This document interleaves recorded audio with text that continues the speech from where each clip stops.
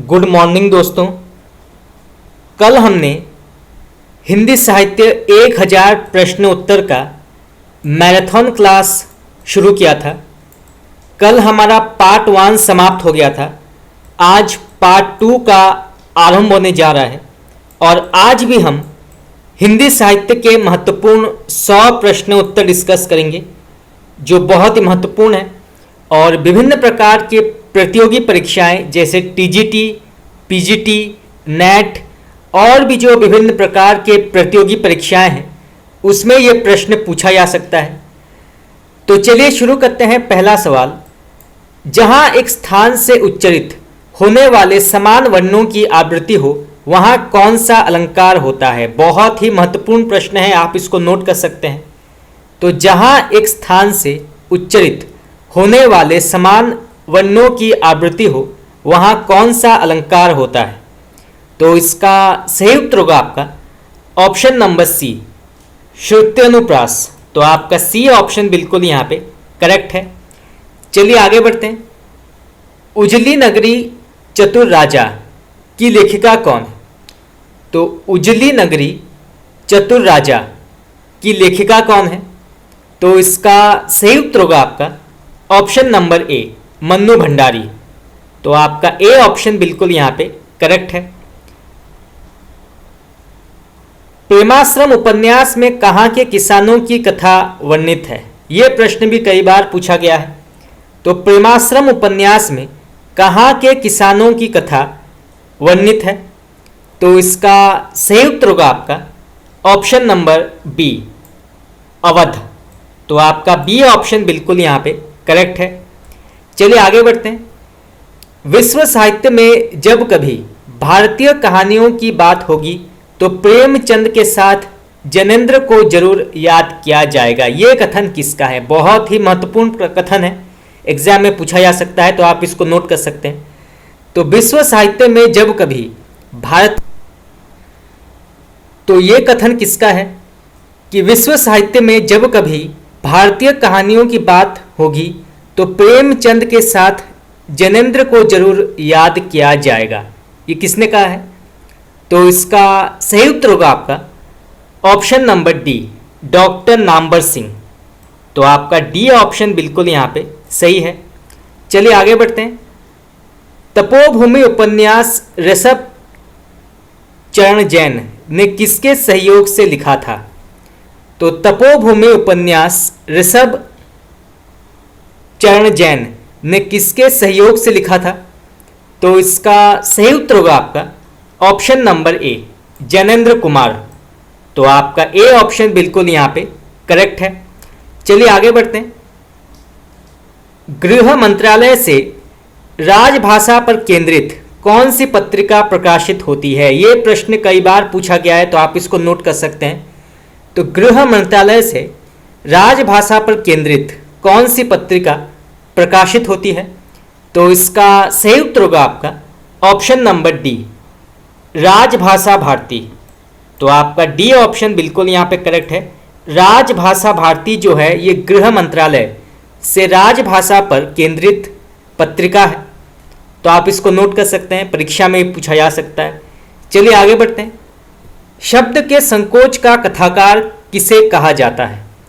तो शब्द के संकोच का कथाकार किसे कहा जाता है? तो इसका सही उत्तर होगा आपका option number D, Jainendra Kumar. तो आपका डी ऑप्शन बिल्कुल यहाँ पे करेक्ट है। चलिए आगे बढ़ते हैं। जैनेंद्र की रचना काम, प्रेम और परिवार किस विधा के अंतर्गत आती है? बहुत ही महत्वपूर्ण प्रश्न है, आप इसको नोट कर सकते हैं। तो जैनेंद्र कुमार की रचना काम, प्रेम और परिवार किस विधा के अंतर्गत आती है? तो इसका सही उत्तर होगा आपका ऑप्शन नंबर सी, निबंध। तो आपका सी ऑप्शन बिल्कुल यहाँ पे करेक्ट है। चलिए आगे बढ़ते हैं। डॉक्टर ओमकार नाथ त्रिपाठी ने किस काव्यांदोलन को शुरू किया था? बहुत ही महत्वपूर्ण प्रश्न है। तो डॉक्टर ओमकार नाथ त्रिपाठी ने किस काव्यांदोलन को शुरू किया था? तो इसका सही उत्तर होगा आपका ऑप्शन नंबर सी, कैप्सूल कविता। तो आपका सी ऑप्शन बिल्कुल यहाँ पे सही है। कैप्सूल कविता काव्य आंदोलन को शुरू किया था डॉक्टर ओमकार नाथ त्रिपाठी ने। चलिए आगे बढ़ते हैं। प्रतिबद्ध हूँ, संबंध हूँ, आबद्ध हूँ, यह किस कवि की घोषणा है? तो प्रतिबद्ध हूँ, संबंध हूँ, आबद्ध हूँ, ये किस कवि की घोषणा है? तो इसका सही उत्तर होगा आपका ऑप्शन नंबर बी, नागार्जुन। तो आपका बी ऑप्शन बिल्कुल यहाँ पे करेक्ट है। चलिए आगे बढ़ते हैं। अपरूप का कवि किसे कहा जाता है? तो अपरूप का कवि किसे कहा जाता है? तो इसका सही उत्तर होगा आपका ऑप्शन नंबर ए, विद्यापति। तो आपका ए ऑप्शन बिल्कुल यहाँ पे करेक्ट है। चलिए आगे बढ़ते हैं। अचरज देखे सुने विस्मय बाढ़त चित्त, ये पंक्ति किसकी है? तो अचरज दिखे सुने विस्मय बाढ़त चित्त, ये पंक्ति किसकी है? तो इसका सही उत्तर होगा आपका ऑप्शन नंबर ए, भिखारी दास। तो आपका ए ऑप्शन बिल्कुल यहाँ पे करेक्ट है। चलिए आगे बढ़ते हैं। भोलानाथ तिवारी के अनुसार हिंदू शब्द का प्रथम प्रयोग किस कृति में मिलता है? तो भोलानाथ तिवारी के अनुसार हिंदू शब्द का प्रथम प्रयोग किस कृति में मिलता है? तो इसका सही उत्तर होगा आपका ऑप्शन नंबर सी, निशित चूर्ण। तो निशित चुन्नी में जो है हिंदू शब्द का प्रथम प्रयोग मिलता है। तो आपका सी ऑप्शन बिल्कुल यहाँ पे करेक्ट है। चलिए आगे बढ़ते हैं। साहित्यिक अपभ्रंश को पुरानी हिंदी किसने कहा है? ये प्रश्न भी कई बार पूछा गया है, तो आप इसको नोट कर सकते हैं। तो साहित्यिक अपभ्रंश को पुरानी हिंदी किसने कहा है? तो इसका सही उत्तर होगा आपका ऑप्शन नंबर सी, राहुल सांस्कृतायन। तो आपका सी ऑप्शन बिल्कुल यहाँ पे सही है। राहुल सांस्कृतायन ने साहित्यिक अपभ्रंश को पुरानी हिंदी कहा है। चलिए आगे बढ़ते हैं। अपने को कौटुंबिक कवि मात्र कहने वाला कवि कौन है? तो अपने को कौटुंबिक कवि मात्र कहने वाला कवि कौन है? तो इसका सही उत्तर होगा आपका option number B, Maithili Sharangupta.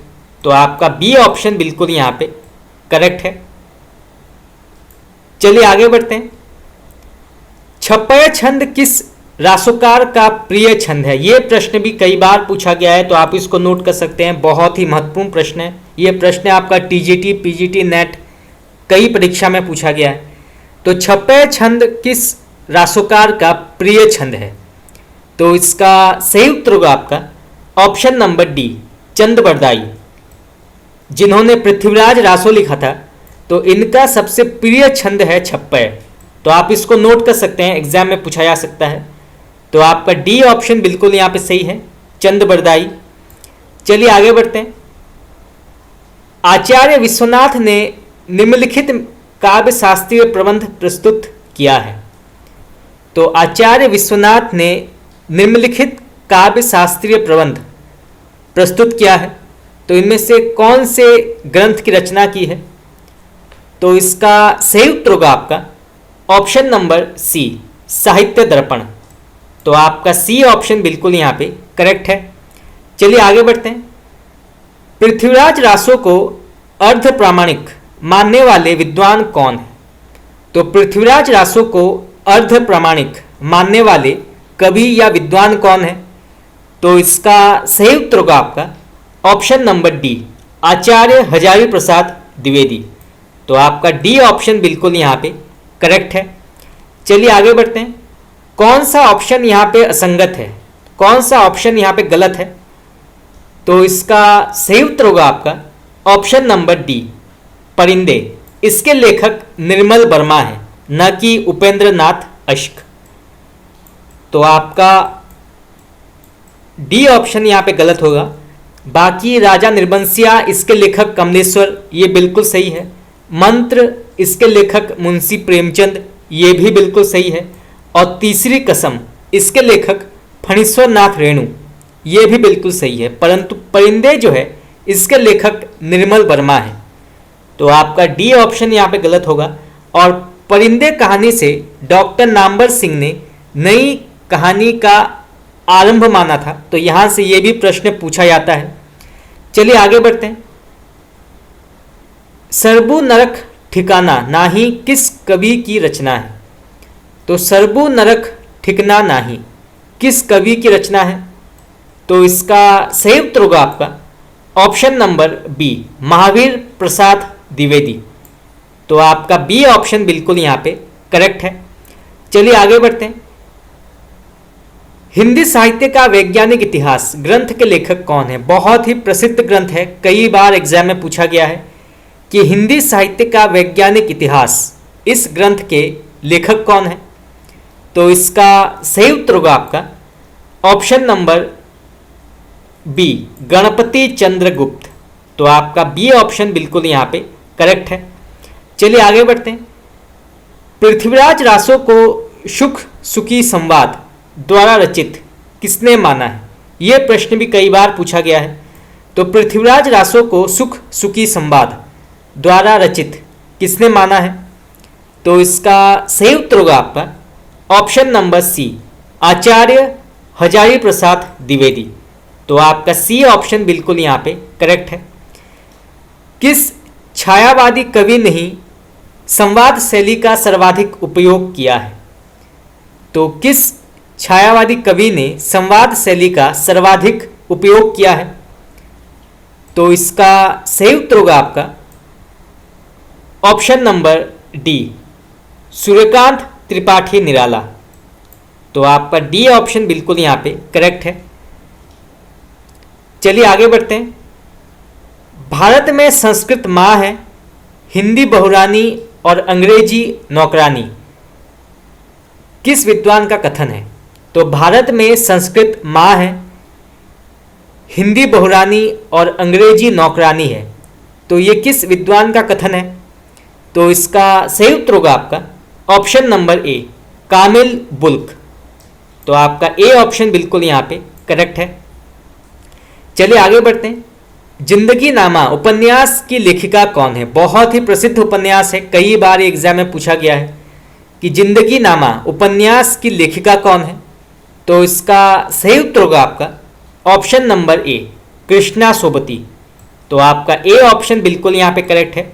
और यहाँ से यह भी प्रश्न पूछा जा सकता है कि जिंदगी नामा ये किस प्रकार के साहित्य रूप या किस प्रकार के साहित्य विधा के अंतर्गत आती है? तो ये आती है उपन्यास के अंतर्गत, तो आप इसको नोट कर सकते हैं। चलिए आगे बढ़ते हैं। अभी हम हिंदी निबंध के बारे में पढ़ेंगे और निबंध में सबसे प्रसिद्ध कवि हैं या लेखक हैं विद्यानिवास मिश्र। तो इनके जो निबंध हैं ये भी कई बार एग्जाम में पूछा जाता है, जैसे तुम चंदन हम पानी, इसके लेखक कौन है? तो इसके लेखक हैं विद्यानिवास मिश्र। तो ऐसे प्रश्न कई बार पूछा जाता है। तो सबसे पहले आता है सखा धर्म में अस रथ जाके, इसके लेखक कौन है? तो इसके लेखक हैं विद्यानिवास मिश्र। आहो आहो सज्ञा गोसाइन, इसके लेखक हैं विद्यानिवास मिश्र। गौ चोरी, इसके लेखक हैं विद्यानिवास मिश्र। घने नीम तरुतले चंद्रमा मनसो जात, छितवन की छां जमुना के तीरे तीरे, टिकोरा तांडव देवी दभिष्टते च हष्ट चन, दिया टिमटिमा रहा है, धनवा पियर भैले मनवा पियर भैले, प्यारे हरिचंद की कहानी रही जाएगी, बसंत ना आवे, सांची कहो ब्रजराज तुम्हें रतिराज किधो ऋतुराज कियो है, सांझ भई, ये सभी निबंधों के नाम हैं जिसके लेखक हैं विद्यानिवास मिश्र। तो हम इसको पढ़ रहे हैं। हरि श्रृंगार, हल्दी दूब और दधी अछत, होरा कंटीले तारों के आर पार, तुम चंदन हम पानी, ये बहुत ही प्रसिद्ध उपन्यास है और कई बार ये प्रश्न पूछा गया है कि तुम चंदन हम पानी, इसके लेखक कौन है? तो इसके लेखक हैं विद्यानिवास मिश्र। मेरे राम का मुकुट भीग रहा है, ये एक और महत्वपूर्ण निबंध है डॉक्टर विद्यानिवास मिश्र का। इसमें जो है किस प्रकार से भगवान राम को आज के समाज या आज के युग के साथ तुलना की गई है। जिस प्रकार भगवान राम वनवास गए थे, उसी प्रकार परिवार का प्रत्येक व्यक्ति जब अपने परिवार को छोड़कर कहीं बाहर काम करने के लिए जाता है तो उसके परिवार वाले किस प्रकार उसकी चिंता करते हैं कि वो कहाँ गया है, क्या कर रहा है। तो ये जो है इस निबंध में कहा गया है, बहुत ही प्रसिद्ध निबंध है, ये आपके सिलेबस में भी होगा। तो अगर आप चाहते हैं कि मैं आपको पढ़ाऊँ मेरे राम का मुकुट भीग रहा है तो आप मुझे बता सकते हैं। चलिए आगे बढ़ते हैं।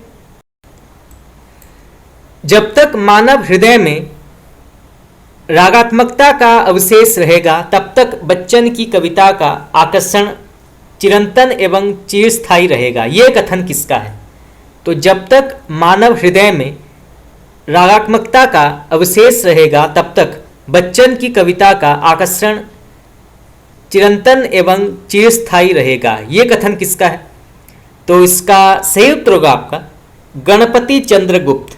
तो आप इसको नोट कर सकते हैं, एग्जाम में पूछा जा सकता है। चलिए आगे बढ़ते हैं। बच्चन की कृतियां निशा निमंत्रण, एकांत संगीत और आकुल अंतर में क्या झलकता है या क्या दिखाया गया है? तो बच्चन की कृतियों निशा निमंत्रण, एकांत संगीत और आकुल अंतर में क्या दिखाया गया है या क्या झलकता है? तो इसका सही उत्तर होगा आपका विषाद। बच्चन की कविताओं में विषाद का प्रमुख कारण क्या है? तो बच्चन की कविताओं में विषाद का प्रमुख कारण क्या है? तो इसका सही उत्तर होगा आपका उनकी पत्नी की मृत्यु। बच्चन के काव्य संग्रह सतरंगिनी और मिलन यामिनी किस प्रकार के काव्य हैं? तो बच्चन के काव्य संग्रह सतरंगिनी और मिलन यामिनी किस प्रकार के काव्य हैं? तो इसका सही उत्तर होगा आपका प्रणय काव्य। तो आप इसको नोट कर सकते हैं। चलिए आगे बढ़ते हैं। बच्चन की रचनाओं सतरंगिनी और मिलन यामिनी में क्या संकलित है? तो बच्चन की रचनाओं सतरंगिनी और मिलन यामिनी में क्या संकलित है? तो इसका सही उत्तर होगा आपका बच्चन के उल्लास भरे गीत। तो आप इसको नोट कर सकते हैं, एग्जाम में पूछा जा सकता है ये। चलिए आगे बढ़ते हैं। बच्चन की कविता नीड़ का पुनः निर्माण संबंधित है किससे? तो बच्चन की कविता नीड़ का पुनः निर्माण किससे संबंधित है? तो इसका सही उत्तर होगा आपका पुनः विवाह। तो पुनः विवाह से संबंधित है ये नीड़ का पुनः निर्माण कविता। तो यहाँ से प्रश्न पूछा जा सकता है। चलिए आगे बढ़ते हैं। बच्चन ने अपनी रचना एकांत संगीत में क्या इशारा किया है? ये भी बहुत ही महत्वपूर्ण प्रश्न है। तो बच्चन ने अपनी रचना एकांत संगीत में क्या इशारा किया है? तो इसका सही उत्तर होगा आपका अपने निजी जीवन की ओर ये संकेत किया है एकांत संगीत में। तो आप इसको नोट कर सकते हैं। चलिए आगे बढ़ते हैं। हरिवंश राय बच्चन को बचपन में किस नाम से पुकारा जाता था? तो हरिवंश राय बच्चन को बचपन में किस नाम से पुकारा जाता था? तो इसका सही उत्तर होगा आपका बच्चन नाम से। मैकबेथ रचना किसकी है? तो मैकबेथ रचना किसकी है? तो इसका सही उत्तर होगा आपका हरिवंश राय बच्चन। इसके वास्तविक लेखक हैं विलियम शेक्सपियर, परंतु इसका हिंदी में अनुवाद किया था मैकबेथ हरिवंश राय बच्चन ने। चलिए आगे बढ़ते हैं। जनगीता रचना किसकी है? तो जनगीता रचना के लेखक कौन है? तो इसके लेखक हैं हरिवंश राय बच्चन। चार खेमे 64 खूंटे रचना किसकी है? तो चार खेमे 64 खूंटे रचना के लेखक कौन है? तो इसका सही उत्तर होगा आपका हरिवंश राय बच्चन। बंगाल का अकाल रचना किसकी है? ये प्रश्न कई बार पूछा गया है, आपके नेट में कई बार ये प्रश्न पूछा गया है कि बंगाल का अकाल रचना के लेखक कौन है? तो इसके लेखक हैं हरिवंश राय बच्चन। धार के इधर उधर, आरती और अंगारे, बुद्ध और नाचघर, रचनाएं किसकी है? तो धार के इधर उधर, आरती और अंगारे और बुद्ध और नाचघर, रचनाएं किसकी है? किसने लिखा ये? तो इसका सही उत्तर होगा आपका हरिवंश राय बच्चन।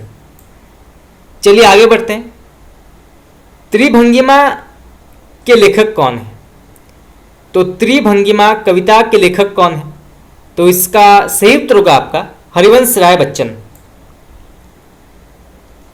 स्मृति यात्रा यज्ञ नाम से किसे जाना जाता है? तो स्मृति यात्रा यज्ञ नाम से किसे जाना जाता है? तो इसका सही उत्तर होगा आपका हरिवंश राय बच्चन की आत्मकथा को। तो यहाँ से ये प्रश्न पूछा जा सकता है, तो आप इसको नोट कर सकते हैं। तो स्मृति यात्रा यज्ञ नाम से हरिवंश राय बच्चन की आत्मकथा को जाना जाता है, तो आप इसको नोट कर सकते हैं। चलिए आगे बढ़ते हैं। बच्चन की मधुशाला, मधुबाला और मधुकलश रचनाओं पर किसका प्रभाव है? तो बच्चन की मधुशाला, मधुबाला और मधुकलश रचनाओं पर किसका प्रभाव है? तो इसका सही उत्तर होगा आपका उमर खयाम की रुबाइयों का। चलिए आगे बढ़ते हैं। कौन सा कवि हरिवंश राय बच्चन का प्रतिद्वंदी कवि माना जाता है? तो कौन सा कवि हरिवंश राय बच्चन का प्रतिद्वंदी कवि माना जाता है? तो इसका सही उत्तर होगा आपका रामधारी सिंह दिनकर। और यहाँ से ये भी प्रश्न पूछा जा सकता है कि कौन स्वयं को महज एक डिप्टी राष्ट्र कवि कहता है? ये प्रश्न कई बार पूछा गया है। तो कौन जो है स्वयं को महज एक डिप्टी राष्ट्र कवि कहता है? तो वो है रामधारी सिंह दिनकर। रामधारी सिंह दिनकर स्वयं को महज डिप्टी राष्ट्र कवि कहते हैं। चलिए आगे बढ़ते हैं। डॉक्टर नगेंद्र ने हालावादी कविता को क्या नाम दिया है? ये प्रश्न भी कई बार पूछा गया है। तो डॉक्टर नगेंद्र ने हालावादी कविता को क्या नाम दिया है? तो इसका सही उत्तर होगा आपका विव्यक्ति प्रेम की कविता। चलिए आगे बढ़ते हैं। प्रवासी की डायरी संस्मरण किसका है? तो प्रवास की डायरी संस्मरण किसका है? तो इसका सही उत्तर होगा आपका हरिवंश राय बच्चन। चलिए आगे बढ़ते हैं। प्रवासी के गीत किसकी प्रसिद्ध रचना है?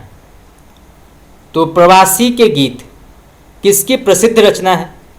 तो इसका सही उत्तर होगा आपका नरेंद्र शर्मा। किस कवि ने अपने आप को छायावादी सूक्ष्मता से अलग रखा? तो किस कवि ने अपने आप को छायावादी सूक्ष्मता से अलग रखा? तो इसका सही उत्तर होगा आपका हरिवंश राय बच्चन। चलिए आगे बढ़ते हैं। हरिवंश राय बच्चन ने प्रथम बार जीवन और मानवीयता के प्रति अपने प्रौढ़ भावों की वाणी किस कृति में दी थी?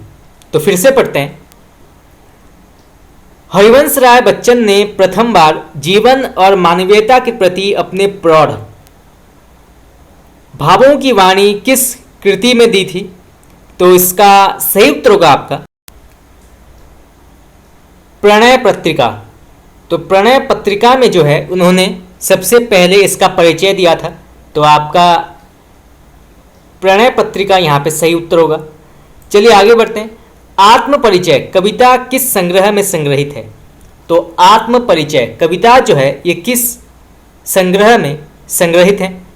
तो इसका सही उत्तर होगा आपका निशा निमंत्रण। आत्मपरिचय कविता की शैली क्या है? तो आत्मपरिचय कविता की शैली क्या है? तो इसका सही उत्तर होगा आपका गेय एवं आत्मकथात्मक शैली। तो आप इसको नोट कर लीजिए, एग्जाम में पूछा जा सकता है। चलिए आगे बढ़ते हैं। आत्मपरिचय कविता की प्रकृति क्या है? तो आत्मपरिचय कविता की प्रकृति क्या है? तो इसका प्रकृति है गीत। चलिए आगे बढ़ते हैं। आत्म परिचय कविता का संकलन निशा निमंत्रण में किस वर्ष किया गया था? तो आत्म परिचय कविता का संकलन निशा निमंत्रण में किस वर्ष किया गया था? तो इसका सही उत्तर होगा आपका 1969 में। दिन जल्दी जल्दी ढलता है की प्रकृति क्या है? तो इसकी विशेषता क्या है? दिन जल्दी जल्दी ढलता है, तो इसका सही उत्तर होगा आपका गीत। दिन जल्दी जल्दी ढलता है गीत किसमें संकलित है? तो दिन जल्दी जल्दी ढलता है गीत जो है ये किसमें संकलित है? तो इसका सही उत्तर होगा आपका निशा निमंत्रण में। मिट्टी का तन मस्ती का मन क्षण भर जीवन मेरा परिचय पंक्तियां जो है किसने लिखा है? तो मिट्टी का मन मस्ती का मन क्षण भर जीवन मेरा परिचय पंक्तियां किस लेखक की है? तो इसका सही उत्तर होगा आपका हरिवंश राय बच्चन।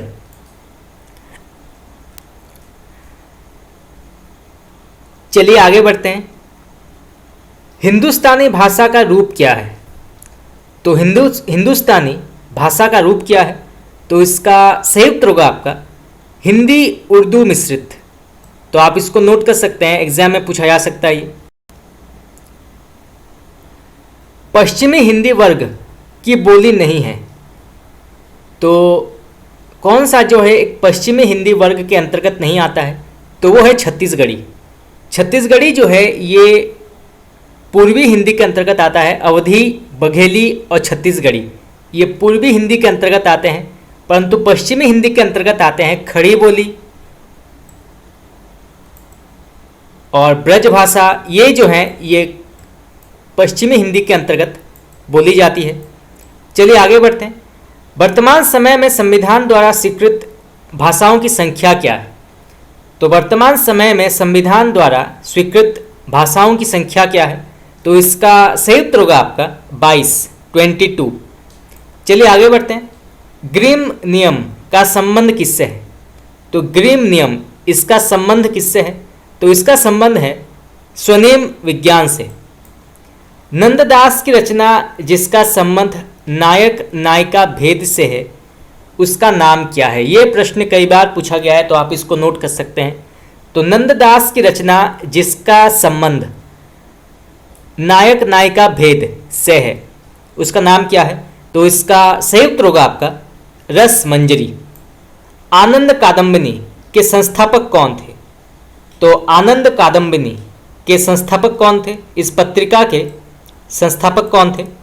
तो इसका सही उत्तर होगा आपका बद्री नारायण चौधरी प्रेमघन। दीदी पत्रिका के संपादक कौन थे? दीदी, तो इसके संपादक थे ठाकुर श्रीनाथ सिंह। पथिक, बाज श्रवा के बहाने, मगध तथा पहाड़ पर लालटेन में से कुंवर नारायण की रचना कौन सी है? तो पथिक, बाज श्रवा के बहाने, मगध तथा पहाड़ पर लालटेन में से कुंवर नारायण की रचना का नाम क्या है? तो इसका सही उत्तर होगा आपका बाज श्रवा के बहाने। चलिए आगे बढ़ते हैं। लड़ाई के नाटककार कौन है? तो लड़ाई के नाटककार कौन है? तो इसके लेखक हैं सर्वेश्वर दयाल सक्सेना। कब्बे और काला पानी के कहानीकार कौन है? ये प्रश्न आपका नेट में कई बार पूछा गया है, तो आप इसको नोट कर सकते हैं। तो कब्बे और काला पानी के कहानीकार कौन है? तो इसके लेखक हैं निर्मल वर्मा। रमणीयार्थ प्रतिपादक शब्द काव्यम, ये कथन किसका है? बहुत ही प्रसिद्ध कथन है। तो रमणीयार्थ प्रतिपादक शब्द काव्यम, ये कथन किसका है? तो इसके लेखक हैं पंडित राज जगन्नाथ। चलिए आगे बढ़ते हैं। बुल्ला साहेब, बुलाल साहेब, पलटू साहेब तथा सत साहेब में से बाबरी पंथ से संबंधित नहीं है। तो इनमें से बुल्ला साहेब, बुलाल साहेब, पलटू साहेब तथा सत साहेब में से बाबरी पंथ से कौन सा जो है संबंधित नहीं है? तो इसका सही उत्तर होगा आपका सत साहिब। चलिए आगे बढ़ते हैं। कब को टेरथ दीन हुए, होत न श्याम सहाय, तुम हो लागी जगत गुरु, जग नायक जग बाय। इस दोहे के कवि कौन? तो इस दोहे के कवि ने क्या किया है इस दोहे के माध्यम से? तो इस दोहे के माध्यम से कवि क्या कहना चाहते हैं या उनका आस क्या है? तो इसका सही उत्तर होगा आपका शिकायत करना। तो यहां पे जो है शिकायत की गई है इस दोहे के माध्यम से। चलिए आगे बढ़ते हैं।